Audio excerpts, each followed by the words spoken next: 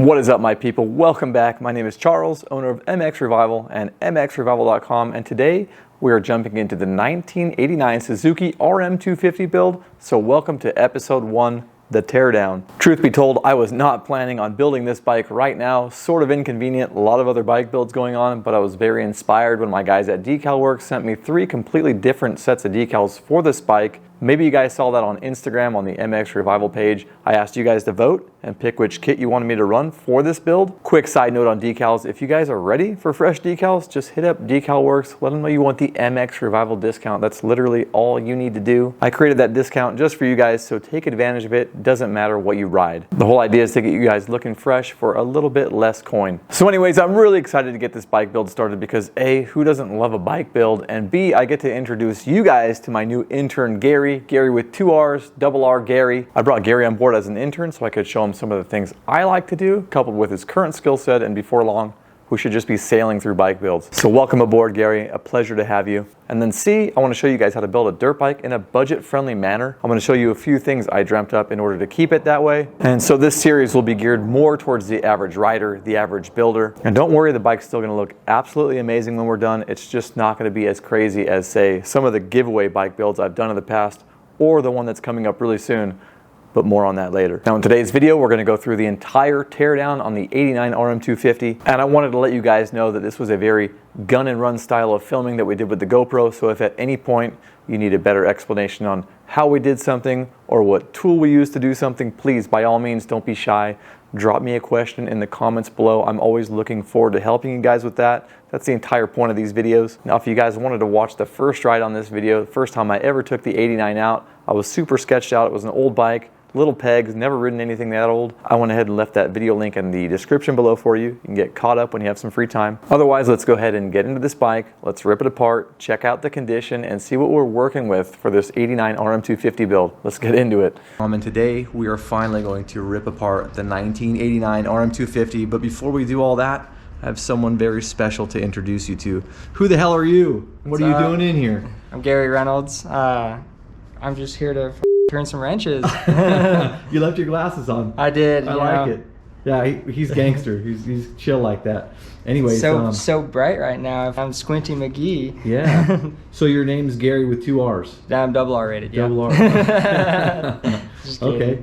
Cool. So guys, Garry is my new intern. I'm excited to have him on board. The intent is to go ahead and rip the 89 apart together. We're going to make it a very budget-friendly how to build a dirt bike build. And then as jobs come in, he's going to start taking care of the vapor blasting, some of the zinc plating. So you guys are more than welcome to send your stuff in. He's been training for the last couple weeks. He's already an established bike builder as it is. He's more than I was really looking for, to be perfectly honest, but it's good because that just means he gets it. So anyways, we're going to rip apart the 89 today, and as mentioned, it's going to be budget friendly. I wasn't planning on working on this at all or building this at all yet, but my friends at Decal Works sent me 3 different sets of graphics, and it kind of got the spark going. And on top of that, Garry was vapor blasting and doing some zinc plating prep and stuff, and I said, you know what, the best way to do this internship thing is we're just going to rip a bike apart and build it. So that is today, and we're going to go ahead and frame this thing today. We got some things to address straight away.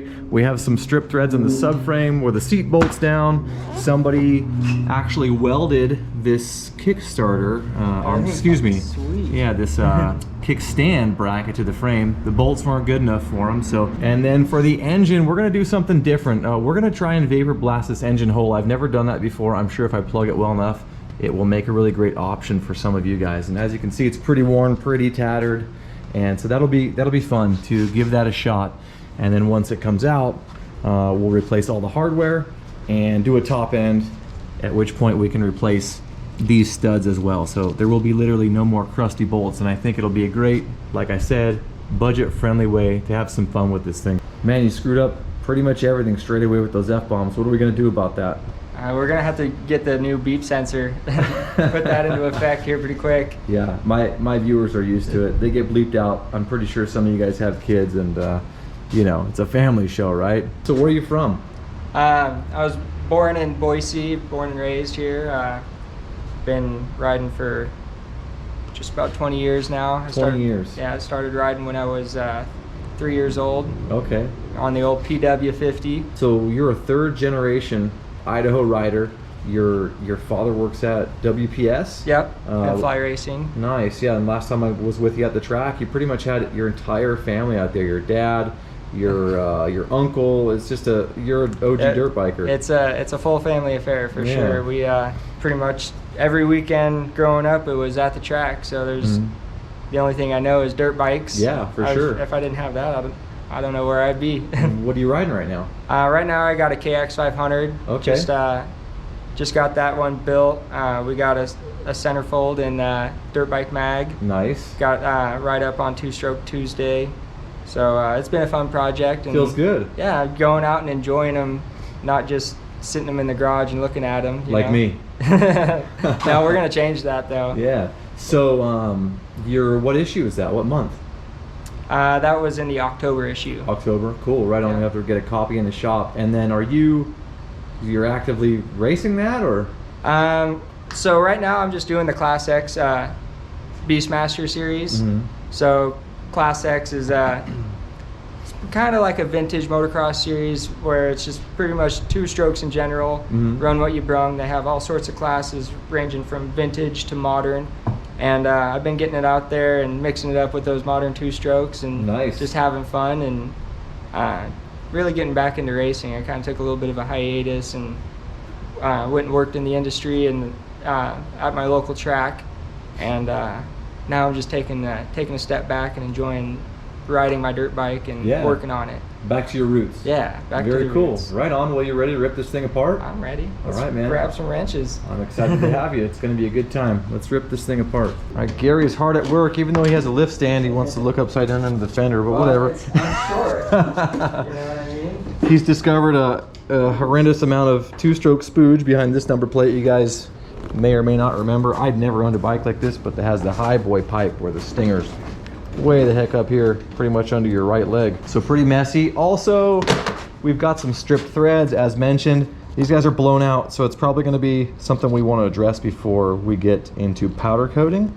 And thanks to my buddy Mike, I have an RAL number for that. So we'll take this stuff down to Fast Blast and Coat in Boise, get it squared away, maybe a few other things. Here's something I've never seen before, guys. Maybe it's because I've never had a bike this old, but the radiator shrouds on the bottom corners, they do not bolt to the radiators like they do modern day with an M6. There's like these little molds in the plastic that actually hook to a metal piece on the radiator, so just thought that was interesting. Oh, that's a good sign. It's not frozen. A lot of times these bolts are just frozen in the tank. Did I speak too soon? Oh man, I got lucky.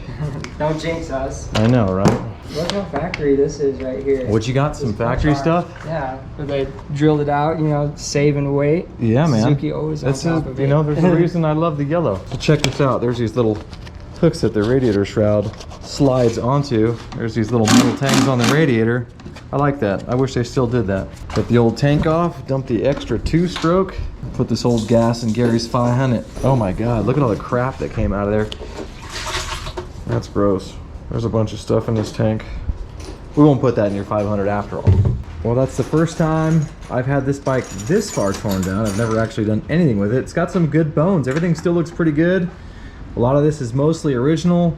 I was wondering where the kill switch lead was. It doesn't have a kill switch. I always have to put it in gear and kill it, and there's that. I mean, when you see a stock pipe that still looks like that, I think right away you kind of know you're in good shape. Another thing though, the engine, somebody lost the chain, is what I'm assuming, and the case saver took a whack, so this thing does not have a case saver anymore. I bought another set of cases on eBay for it, got it. There were two different cases, which may or may not be a big deal, but there was a let go inside that the seller did not disclose, so those cases are no good either. What do you think so far, man? You see anything suspicious going on? Other than the little bit of blow by right here at the exhaust. Just a bunch of gunk? You get a new coupler right here and we should be good to go. You know where the best place to get those from is? Carl's? Carl's? Yeah, I'm sure Carl's has them. They actually come in all the two-stroke Pro Packs from Bolt Motorcycle Hardware. Right there. Yeah, he just throws them in there. And the pipe springs. So we'll be picking up one of those for this bad boy. This broke off. Oh, is it snapped off? You got a broken bolt in the frame? Cool, that's something fun to extract. Man, check this thing out. If it comes off. super old DG Stinger. In pretty good shape. We'll be able to take this apart, revive it, aluminum, see what's loose in there. New packing. Oh my goodness, I can only imagine. That's cool though. I don't know if you can buy those anymore. Scope that out. So what are you trying to figure out if it's bent? Yeah. It's hard to say. It looks like it got flattened in here a little bit. These are a little pointy in this area, but then the rest of it, I don't know. It's hard to tell if that's a factory bend or not. Maybe a little bit. It's factory now. Yeah, that's right. Yep. She was spooging for sure. Pretty much everywhere. Seen worse, but at least we know the crank's fine now. Let's see. It's got plenty of lubrication. I'm telling you, yeah. Better rich than lean. Piston looks all right. Some superficials in it. But I mean, the freaking thing ran great. Last time we actually rode it for the first time. Cylinder actually looks really good too. I can see to the back. Let's check the coolant out. See how bad it is. How dirty. Oh, it's green. It's green. Yeah, it's not yellow and a bunch of crap coming out. Not yet anyway. Oh yeah. That's not bad. Not too bad. I remember at one point when I first got it, it was a little low. I did shoot a little bit of distilled water in there. But yeah, that looks pretty dang good. Another good sign. A little trick when you guys get to a triple, you can pop the radiator cap off and it will really start going. And that just lets air get through the system.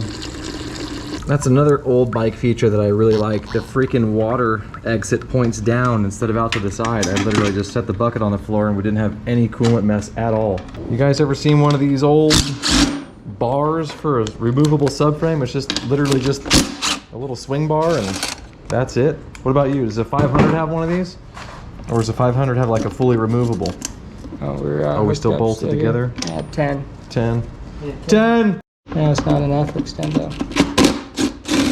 So yeah, does a 500 have one? Gadget extendo. A stendo? 500 have one of these?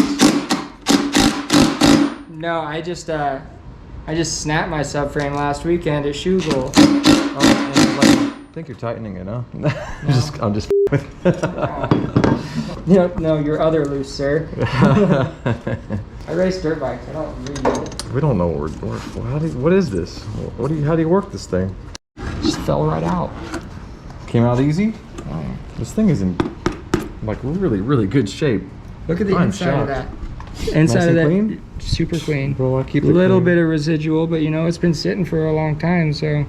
Keep my no toils on it, man. She's breathing right. Such good shape. Very few strip bolts, threads, what have you. Let me get these forks off. The triple clamps have a 12mm bolt and a 6mm Allen, kind of a goofy setup. Gonna come out easy, or are you gonna give me a fight? Oh, she wants to fight. Not surprised, she's old.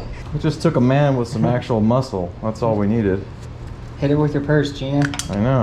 Yeah, see, when you're at a 500, you got this grip strength. When you're a real man. And you're impervious to pain. Yeah, I guess so. What do you see? What were you showing me? Some offset? Yeah, the raked towers. Man. Those look fast, don't they? Yeah, built for speed. Yeah. What did you see? You see something else? I was just looking at this little rubber grommet right here. Yeah. She's seen better days? She's kind of squeaking out the side? A little blowout on the side. Check that out. They got holes in the bar mounts there in the threaded part for like a cotter pin. Old school tricks. Factory. Yeah. All right. Carby's free. She's naked. Yeah, getting mighty close, man. You're on fire. What do you think? What's the condition so far? Give me a breakdown. We haven't had anything too stripped out or too broken. It's got good bones. Yeah, let me tell you. It's gonna be a fun one, huh? A little bit of schmutzel on the bones, but we can clean that off. Yeah, like these BS welds over here. What'd you say? This one was welded on Friday? Yeah, it must have been a Friday at the end of the day. We saw some other trippy stuff too. At least I think it's kind of trippy. The races on these bearings, it looks like it's plastic. It feels like it's plastic. I've never seen that before. And the linkage is trippy. You guys saw the linkage in the swing arm bearing video. The link arm is like, this is the top, it's not the bottom. Just kind of wild how they used to do things. On one hand, they've come so far, and on the other hand, they haven't come far at all. It's a two-stroke engine with a carburetor and two wheels, a fork and a shock, and you know, kind of all rides the same. Actually, is that? What'd you find? Some slop? A little bit of slop. That's factory, bro. All right, she's just about free. Got a bolt down here. I'm gonna let my man do the honors. Look at that. Look at that beautiful lift stand. How convenient. There she is. Come out a lot easier than the newer bikes, I gotta say that. More room in there. Right on. Hell yeah. That thing looks good on you, bro. You should start riding Suzukis. Bruh. Well, that's it. Broken down to the frame. Just a couple of dudes wrenching on dirt bikes. Just a few things left to do. Like I mentioned earlier in the video, these are blown out. We're gonna address these before powder coating. We also need to bust off the foot pegs real quick. The ones we just modified the frame to fit and put on. That was actually part of the deal, making these holes bigger before powder coating. Gotta knock the races out of the tube here. How do you feel, man? Do you feel accomplished? I feel like we did something. Yeah? What's next? What's your next method of procedure here? Get this thing ready for Dean. You think he would appreciate us bringing in a frame like this? Hell no. I'm gonna give it the old sponge bath, get it somewhat clean for him. Oh yeah, we gotta get this off too. So we'll be busting out the grinder, getting this bolt ground off, getting this weld ground off, and trying to make the frame look better again back there. Who knows, maybe we can even eliminate this old bracket, because when you see these bikes when they're done, they're restored, there's just this big old set of elephant ears back here and it looks stupid anyways. Might smooth that out too. Some nicks. They weren't from me, they weren't from the swing arm bearing video, I promise. I'll knock these races out. Hey, I'm trying to sleep here. Excuse me. Sir. There she go. There's one. That one's probably piping hot. Here, well, it's hot. Hot. Bye. Well, there we are. Round one of the 1989 RM250 teardown. Everything's in pretty good shape. Time to start scrubbing, cutting stuff off, vapor blasting, zinc plating, all kinds of stuff. All right, it's day two. What the hell are you up to, man? Oh, we're breaking some tires down. Yeah? Getting it done. Why you taking those tires off? So we're gonna cut all these spokes out. Yeah. We're gonna piss off Greg Hitchko. Yeah, and I didn't really feel like changing a tire off on the ground. Yeah. So pulled the tire off while the hub's still on there. You're a genius. Yeah, some say. Cool, so we're gonna chop those out, and then what are we gonna do with the hubs? Oh, shit. After you bend the rotor, what are we gonna do with the hubs? We're gonna sandblast these, get some vapor blast action. Yeah, we'll rip Clean the them bearings up. out, and I got fresh bearings. Oh, that's cool deal. Well, I'm gonna leave you alone, man. I'm not trying to cramp your style anymore than I already have. And guys, for me, I'm going to start pressing bearings out. I've got to press the bearings out of the linkage, the brand new ones out of the swing arm that we just did. All these guys here in this crazy looking lower link arm. I'll probably also press the stem. That way I can get the clamps ready for prep. We'll probably sear coat these. Everything else will get vapor blasted. We'll have to chemically strip this swing arm in a lye bath. So I'll show you guys that before it's able to be vapor blasted. Otherwise, it will take centuries to get the anodizing off, and it is not fun. And then upcoming, we're also going to do a little experiment. We're gonna vapor blast this engine complete. I need to decrud it first. It's very gross. And then we're gonna give it a try. I'm gonna do some plugging, and we're gonna do that together. So I'm sure that'll go well with some trial and error. Quiet on the set! Hey, I'm trying to work here. Yeah, hey. Tools are flying. We got hot action. Hot action, yeah, you're gonna have the grinder out in a minute. Other than that, guys, we got a bunch of parts to start cleaning up and itemizing, going through what we do and don't want to keep, and looking forward to it. So we'll get some shots of my boy here running the chop saw in a few minutes, or the little cutoff tool, and then you guys will be pressing some bearings with me. Pretty cool to have two guys getting it done. Two guys, one bike. Did you see the other video? Similar to, but not quite. Oh, what was it called? We don't talk about that video in the shop. We're not trying to lose any sponsors. So what'd you find over here? What is that? We got a nice stack of washers. Yeah, what do you suppose Titanium, that's so you know it's factory. for? Oh, I see. Great. So, or maybe later, you know, they lose something. They got some spares. In case you lose it on the trail, you know, you got extra washers.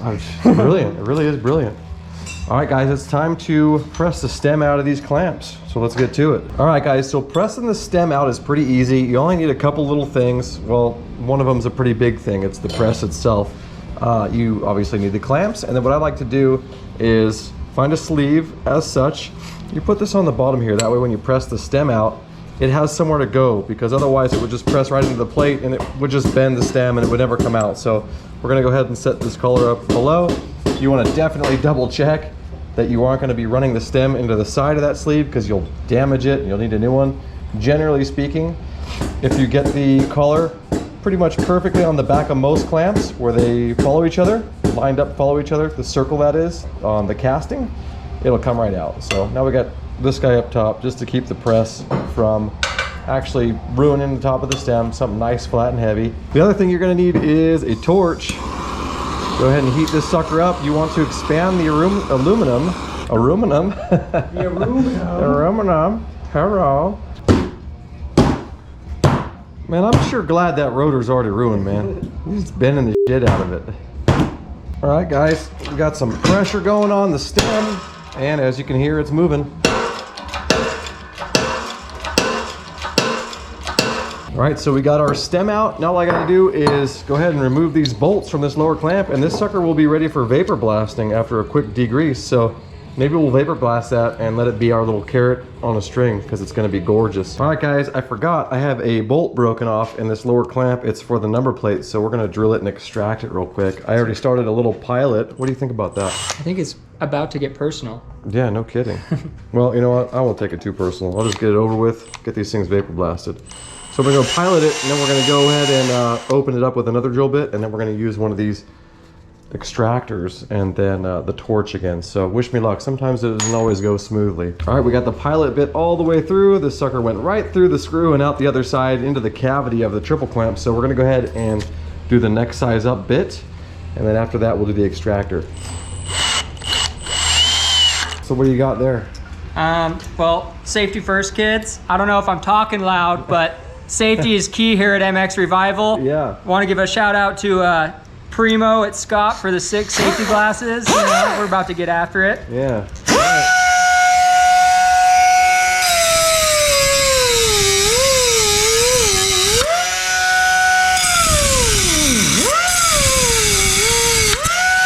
So now what do you got there? What the heck is that? Is it like a sundial? Yeah, the Aztecs created this, and then Suzuki stole the patent, just like they did the rear shock. Well, it didn't work out, guys. The bolt or the screw just turned to dust, so I went ahead and drilled it out a little bit bigger. I'm gonna go ahead and just tap it for the next size up. So next time you see this set of clamps, it'll have a M6 in it. I don't know if you've ever ridden a slingshot before.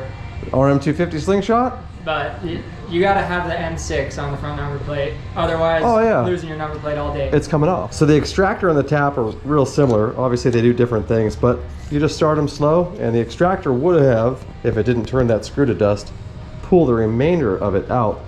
Tap is similar. It's got some flutes in it, and it is currently rethreading this hole. So that'll be all fixed up, and we can move on to vapor blasting. And just like that, guys, tapped, threaded, ready to go. Got a brand new M6 in there, so that's gonna come out killer. I'll end up probably doing the top one as well, just so they match. There it is, the heart of the rear wheel. You got everything loose, man. This thing looks like a medieval weapon right now. Like a, what do they call it, mace? Yeah. Killer. Next up, we're gonna... Apocalypse weapon right there. What's that? The zombie apocalypse weapon. Yeah, man. Never know. Next up, we're gonna go ahead and rip the bearings out of these, and they are going to be ready for vapor blasting. All right, we got Double R Garry pulling the bearings out of these hubs here, and they are really, really nasty. And I'm pumped on that because that means they're gonna make great content. We're gonna go ahead and throw them in the parts washer pretty soon. And we may do a dry blast first, but when they're done being vapor blasted, they are just going to look incredible. This is a great starting point. Hell yeah, I'm excited to get after it. Look at this. This is prime sand blasting, vapor blasting material. I'm telling you, the dirtier the better. Better I like them dirty. I like them dirty. I know you do. What's his name?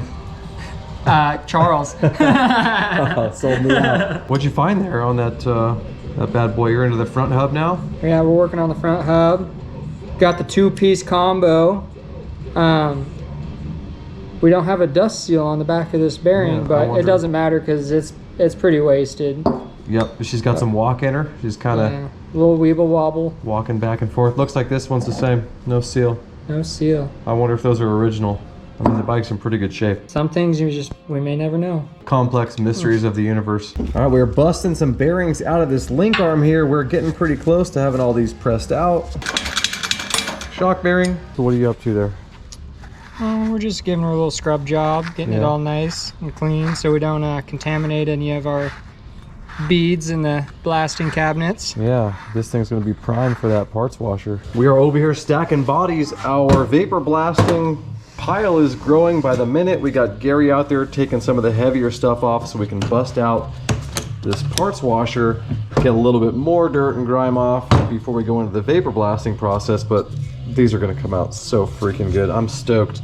Definitely more parts to come, but all of them will be vapor blasted. All of them are going to look incredible. This guy here, it looks really shiny already. I'm not sure if they put like a clear coat on it or what, but that's original. So we'll see. We'll see if we can get it to match the others.